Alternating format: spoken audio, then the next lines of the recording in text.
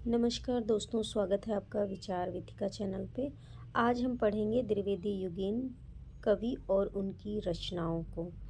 जितने भी कवि हैं उनको ट्रिक से याद करेंगे, क्योंकि ये जो टॉपिक है बहुत ही ज़्यादा पूछा जाता है परीक्षाओं में और जल्दी से ये रचनाएं याद नहीं होती हैं। तो आज हम इनको याद करेंगे एक एक वर्णों को और आपस में कनेक्ट करके। तो चलिए हम शुरू करते हैं आज की वीडियो को। जो पहले कवि हैं हमारे द्विवेदी युग के, वो हैं श्रीधर पाठक। श्रीधर पाठक जी की जो पहली रचना है वो है मनोविनोद। आपको याद रखना है मनोविनोद। उसके बाद है बाल भूगोल, इनकी दूसरी रचना है। जगत सच्चाई सार, ये एक रचना है जो अधिकतर पूछी जाती है। गुणवंत हेमंत, धन विजय, कश्मीर सुषमा, ये 6 की 6 रचनाएं आपको क्रम से याद कर लेनी है। उसके बाद आराध्य शोकांजलि इन्होंने अपने पिता के ऊपर लिखी थी। उसके बाद जार्ज वंदना इनकी रचना है। वन नाटक भक्ति विभा, देहरादून। अब देहरादून देखिए वेरी इंपॉर्टेंट है, क्योंकि ये किसी जगह के नाम पे है, जल्दी से आपको नहीं याद होगी, फिर आप कंफ्यूज हो जाएंगे। तो देहरादून किसकी रचना है? श्रीधर पाठक की रचना है। और उसके बाद रचना श्री गोखले प्रशस्ति इन्होंने गुरु के ऊपर लिखी थी, ये भी इनकी रचना इंपॉर्टेंट है। उसके बाद श्री गोखले गुणाष्टक इनकी रचना है, ये भी इम्पोर्टेंट है। सांध्य अटन, भारत गीत। अब देखिए ये रचना है, इसको भी आप इम्पोर्टेंट लगा लीजिए, भारत गीत। और उसके बाद है स्वर्गीय वीणा। इस प्रकार इनकी 16 की 16 रचनाएं हैं, इसमें से आपको कुछ भी नहीं छोड़ना है, सारी रचनाएं याद करनी है। अभी जो हम तैयारी कर रहे हैं वो टीजीटी पीजीटी के लिए ज़्यादातर कोशिश कर रहे हैं, क्योंकि 2022 की भर्ती जो थी उसकी जो डेट आ चुकी है, उसी को लेकर हम उन कवियों को याद करेंगे जिनकी रचनाएं अधिकतर परीक्षाओं में पूछी जाती है।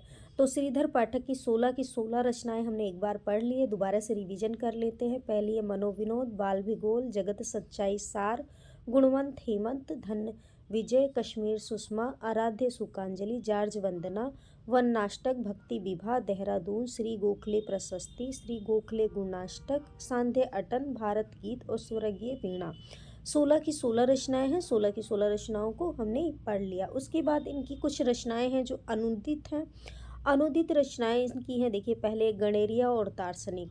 गणेरिया और दार्शनिक ये अनुदित रचना है। मूल रचना किसकी थी? शेफर्ड एंड फिलोसफर की थी। इनको शॉर्ट फॉर्म में याद करना चाहें तो आप ग्रे की रचना को याद कर सकते हैं, कभी कभी सीधे सीधे ग्रे ही नाम दे दिया जाता है। उसके बाद है ऋतु संहार। ऋतु संहार कालिदास की रचना है, इसका इन्होंने इसी नाम से अनुवाद किया है, तो ये तो आपको याद हो जाएगा। और किसमें है? ऋतु है, ये ब्रज भाषा एवं खड़ी बोली दोनों में इन्होंने अनुवाद किया है। उसके बाद है एकांतवासी योगी। एकांतवासी योगी किसकी है? तो हरमिट की है, ये गोल्ड स्मिथ जो है इनकी रचना है। ये भी खड़ी बोली और लावणी व ख्याल से शैली में है। कभी कभी सीधे सीधे पूछा जाता है कि ये श्रीधर पाठक की रचना किस में है? तो लावणी व ख्याल शैली में। जब व्यक्ति एकांत में बैठता है तो क्या होता है? वो ख्याल में हो जाता है, किसी को क्या हो जाता है? ख्यालों में हो जाता है। एकांत में खड़ा होके क्या होता है? ख्याल में है। तो एकदम देखिए एकदम कनेक्ट बैठ रहा है, याद भी हो जाएगा। उजड़ गांव। उजड़ गांव किसकी है? तो देखिए ये गोल्ड स्मिथ, ये दोनों रचनाएं किसकी है? गोल्ड स्मिथ की है। उजड़ गया क्या? देखिए ब्रज, उजड़ क्या गया? ब्रज गया, उजड़ गया है ब्रज, तो ये भी आपको याद हो जाएगा। उसके बाद है शांत पथिक, और ये ट्रेवलर की, ये भी गोल्ड स्मिथ की ही है, देख लीजिए। उसके बाद ये भी क्या है? खड़ी बोली रोला छंद में है। अब अधिकतर पूछा जाता है कि शांत पथिक जो है किस छंद में है, तो देख लीजिए यहाँ पे रोला छंद है और किसमें? खड़ी बोली में। ये रचनाएं बहुत इंपॉर्टेंट है। श्रीधर पाठक की जितनी भी रचनाएं हैं उसमें से सारी की सारी रचनाएं परीक्षा की दृष्टि से इम्पोर्टेंट है। आगे देखिए, आगे जो है नाथूराम शर्मा। नाथूराम शर्मा शंकर, शंकर इनकी उपाधि है, तो आपको ये भी याद रखना है कि शंकर किसकी उपाधि है? तो नाथूराम शर्मा जी की जो उपाधि है वो शंकर है। उसके बाद इनकी देखिए इनकी 4 ही रचनाएं हैं। अनुराग रत्न, शंकर सरोज, उसके बाद गर्भरंडा रहस्य, ये क्या है? ये प्रबंध काव्य है। उसके बाद शंकर सर्वस्त्र। ये जितनी की जितनी रचनाएं हैं इनकी भी आपको याद रख लेना है। गर्भरंडा रहस्य ये विधवा विवाह के ऊपर इनकी लिखी गई रचना है। और शंकर सरोज, शंकर सर्वस्त्र देखिए नाम के ऊपर ही है ये। अनुराग रत्न ये आपको याद कर लेना है, इम्पोर्टेंट रचना है। इस प्रकार 2 कवियों की रचनाओं को हमने पढ़ लिया है। आगे चलिए, महावीर प्रसाद द्विवेदी जिनके नाम पे ये युग पड़ा है, इनकी तो सारी की सारी रचनाएं ही किसी न किसी परीक्षा में पूछी जाती हैं। अब पढ़ते हैं जिनके नाम पे युग पड़ा है, तो इनकी मौलिक रचनाएं कितनी हैं। इनकी मौलिक रचनाएं, उसके बाद अनुदित इन्होंने भी अनुवाद किया है। तो इनकी मौलिक रचना जो है काव्य मंजूषा, पहली रचना है इनकी काव्य मंजूषा। उसके बाद सुमन है इनकी रचना। उसके बाद कान्यकुब्ज अबला बिलाप।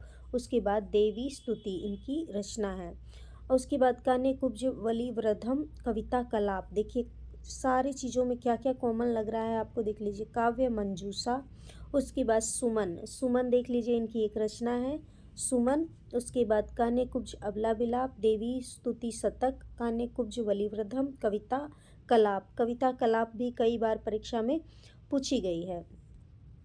तो इस प्रकार इनकी कितनी मौलिक रचनाएं हो गई, 6 की 6 मौलिक रचनाएं हैं। इन 6 की 6 रचनाओं को एक बार हमने पढ़ लिया। उसके बाद आते हैं इनकी अनुदित काव्य पे। अनुदित काव्य इनके कौन कौन से हैं, तो विनय विनोद। विनय विनोद किस आधार पे लिखी गई है, तो इनकी जो विनय विनोद है भर्तृहरि के वैराग्य शतक या दोहों का अनुवाद है। विनय कौन कर रहा है, वैराग्य। इससे देखिए थोड़ा सा कनेक्ट कर लीजिए, विनय क्या है, वैराग्य है। विनय क्या है, वैराग्य है, एक ही वर्ण है इसमें, तो इस प्रकार ही याद हो सकता है। विहार वाटिका, वाटिका देखिए वाटिका कोई मान लीजिए वाटिका क्या है, कोई उद्यान वगैरह है, तो वाटिका में कौन, जयदेव गोविंद क्या कर रहे हैं, वाटिका में बैठ के गीत गोविंद लिख रहे हैं।